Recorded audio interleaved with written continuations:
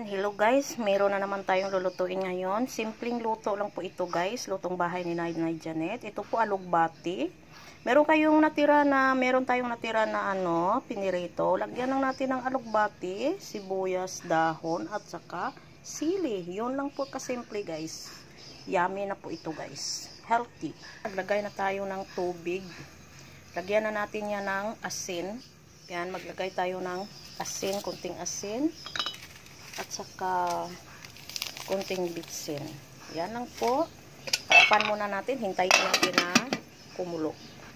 Yan, check natin guys. Yan, kumulo na po. So, ilagay na natin ang ating pritong isda. Yan. Yan lang po guys. At saka natin ang ating dalawang sili. Yan.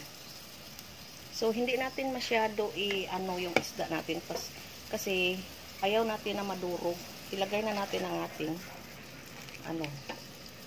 alugbati. Para ayokong madurog yung isda.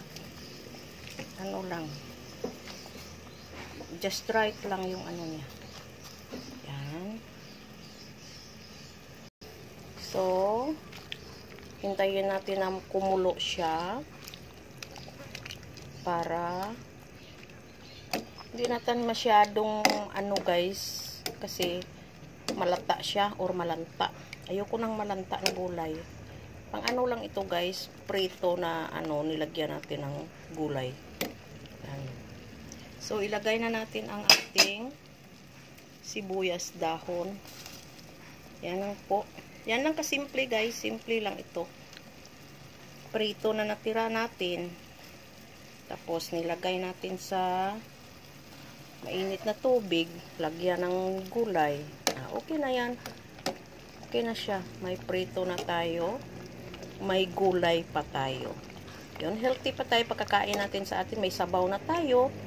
Yung mga kilos natin, pwede na nating pasabawin. Yan. Tikman natin yung sabaw. Kung guys, depende sa inyo yung timpla. Kung sa tingin nyo kulang yung lasa, dagdagan nyo ng konti asin. Yan. So, luto na po ito guys. Yan. Itin po tayo. Tikman na po natin. Sarap na. Thank you for watching guys. Yan na po ang ating gulay for today. Very simple na may vegetable na tayo, healthy pa tayo. So, wag natin off na natin yung apoy natin kasi malalanta siya pag matagalan. So, ihain na natin sa ating bowl. Kuha tayo ng bowl. So, ito lang po guys, kasimple ang ating sabaw for today. Piniritong isda na mayroong alugbati at sibuyas dahon at saka sili. Simpleng-simple guys, at yummy na, healthy pa. Thank you for watching guys. Paki-share ng video na ito. Thank you, bye-bye.